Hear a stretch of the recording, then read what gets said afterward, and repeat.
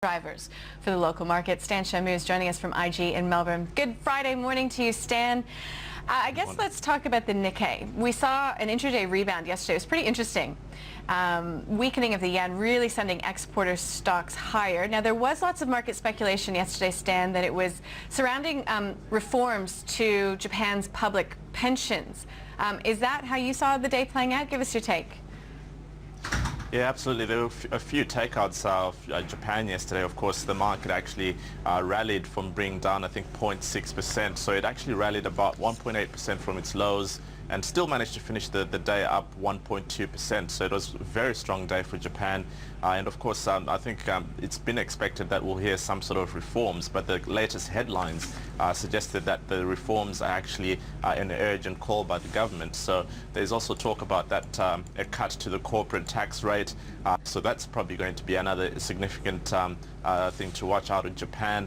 And of course, these public pension funds, we might see a change to that and how they're allocated. And of course, this makes today's weekly fund flows data out of Japan carry a lot more weight.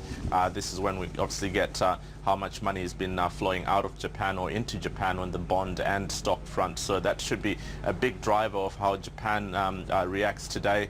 We obviously saw the dollar-yen rally off its lows around that 98.30 level, pushing back into that 99 level, and of course that's where it's currently hanging around at the moment, ahead of the key risk events that we have for Japan today.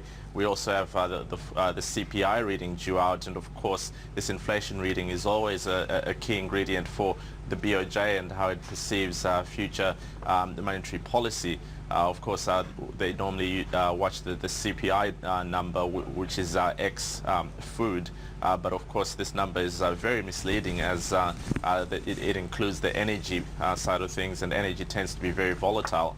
Now, just looking at this number, the expectation is a 0.7% rise for CPI, and that's ex-food. But ex-food and energy, we're looking at a minus 0.1% reading. So that actually still shows that they're not making too much progress on the matrix they'd want to see. They'd want to see, obviously, consumption-driven inflation, and that's not really happening for Japan at the moment. Either way, though, a negative reading on the inflation front only points towards the fact that they'll probably need more stimulus to keep things going. And of course, with that sales tax hike pending, then stimulus might be needed, or other countermeasures to help alleviate the potential that the sales tax hike will derail the recovery that we're already seeing out of Japan. But of course, it will be a very interesting day for that market. It will probably be the most interesting market out of the region today, and will probably help drive sentiment. We're currently calling the Nikkei up 0.1%, so that's not too bad considering that it had a big day yesterday. It will be hanging around that 14,830 mark, and of course we'll be looking at the 15,000 level as near-term resistance, and this will probably also coincide with a move in the dollar-yen to about 100. So it's a very interesting day for Japan today. Okay, so we'll be watching Japan with interest. How about our local market, though? I mean, what numbers are we watching here? Is it possible that we could see the ASX close at even a multi-year high today? Yeah, the ASX is looking really good at the moment. Just in the region, we're the third best performing market for the quarter. And of course, as the quarter comes to an end, we just really have to look out for any potential swings due to just portfolio adjustments and other irregular activity in the marketplace.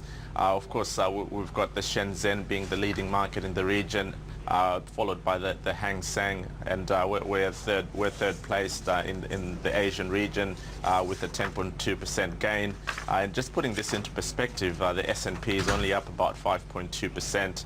Whilst the DAX is up 2.9% for the quarter. So we've done very well, and this really just shows the investor optimism out there at the moment, despite all the political banter in the US and other factors and irregularities that have been weighing on sentiment. So it just shows that there's a lot of positive sentiment amongst investors. They really want to keep pushing this market higher, And unless we see a major standstill in the US in the form of potentially a government shutdown on Monday, it does seem like we'll finish the quarter on a very positive note. And of course, if this lead from Japan remains as positive as it's looking at the moment, then it should be a very good day on that front as well. Just looking at the weekly performance, this is our 7th consecutive positive week, and 12 out of the last 14 weeks have been positive for the local market. So it's been a stellar performance since this financial year started. Today we'll be watching the likes of Insurance Australia Group. It had an investor presentation and reiterated its FY14 margins, so that should be quite positive and could see it test that $6 level in the short term. Apart from that, we might see a bit of mixed performance in the materials space. We continue to see different commodities just respond differently to different data. It hasn't been consistent at all. Of course, overnight we saw the US dollar gain a little bit of ground on the back of that impressive unemployment claims data. We saw claims for last week drop to 305,000 from 310,000 when the market was actually looking for this number to rise to 320,000. So it's really all coming together for the US dollar, but this still didn't have a negative bearing on most commodities, particularly in the metal space. So it will be interesting to see how it affects the materials space, but we do still expect the banks to keep pushing higher as well. And of course we'll get more information on how jobs are progressing, particularly from after the ABS number yesterday showed growth of around 3% or so, and at the same time as we approach another rate decision for the RBA. So it will be an interesting day for the banks and other interest rate related sectors as well. Yeah, just quickly, Stan, we have this Shanghai Free Trade Zone taking effect in China tomorrow, and lots of talk that it's going to be a test case for financial reforms across China in a more significant sense. But we have China's market closed for a holiday through next week. So what kind of market reaction, if any, are we expected to see once this free trade zone comes up and running? Or is it sort of a long-term thing that we'll be watching? Yeah, absolutely. I think the best way to gauge how the markets will react will be to look at the FX markets on Monday morning.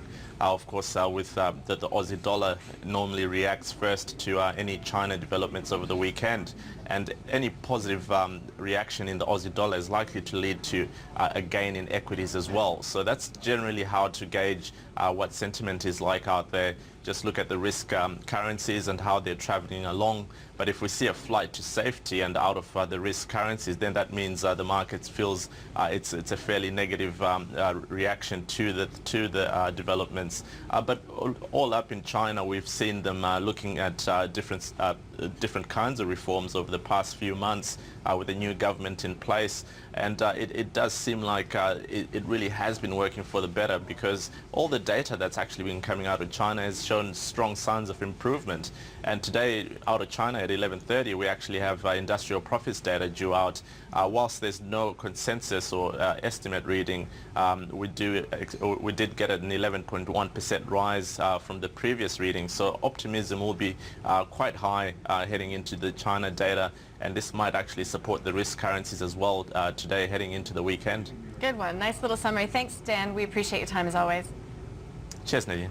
Interesting to note as well, I was speaking with Paul Bloxham, who's chief economist for HSBC here in Australia last hour. HSBC, hot off the press, has just revised its growth forecasts for China from 7.4% to 7.7% for 2013. Coming up on First Business, muddying the waters, 9 speeches from US Fed officials in 24 hours. We'll talk with Rob Henderson from the NAB next about what it all means for markets. With CFDs, I can trade on the rise and fall of indices, shares, forex and commodities. It's important I can pursue 24-hour trading opportunities and still control my risk. I use CFDs when I want to trade the markets without putting up the full value of my position.